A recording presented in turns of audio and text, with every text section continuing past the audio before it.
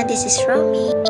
Meron pala akong isi-share sa inyo guys isang cleansing na ginagamit ko tuwing umaga, tanghali at saka gabi.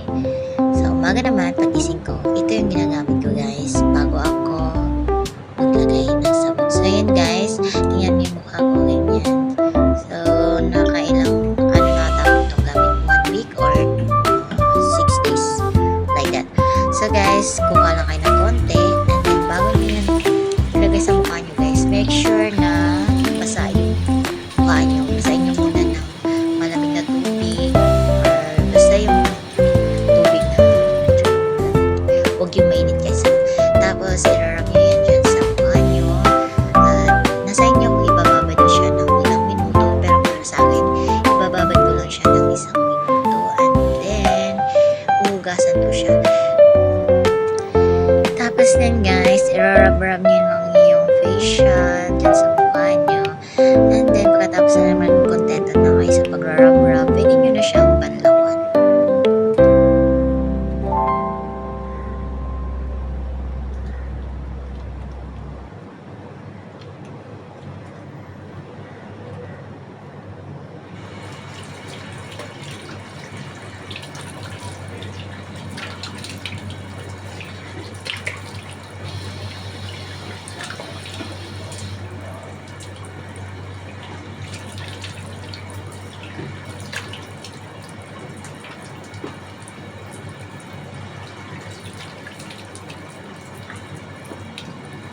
Pagkatapos kong nabanlawan yung mukha ko guys, isusunod kong ilagay yung You Glow Beauty White Soap.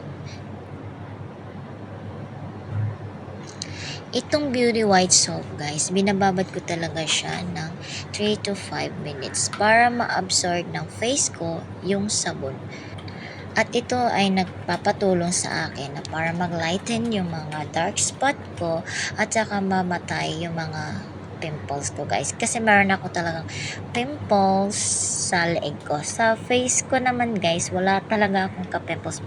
Dito lang talaga yung problem ko sa leeg. So ayan, inarab-rab ko lang yan.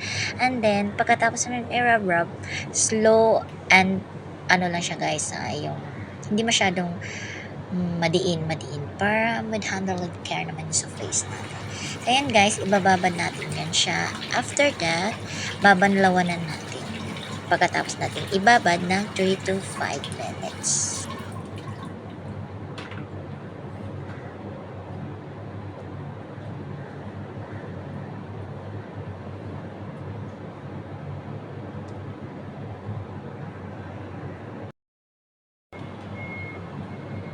So, ayan guys, tapos na natin binabad ng 5 minutes yung sabon sa mukha natin.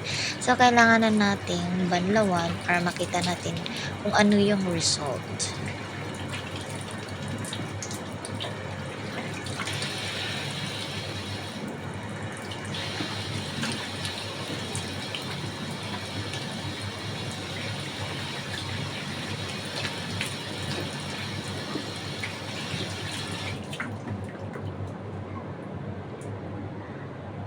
Pagkatapos yan na banlawan guys, huwag kayong gumamit ng tela. Kailangan gumamit talaga kayo ng tissue para ma-dry siya agad yung mga tubig na sa mukha natin.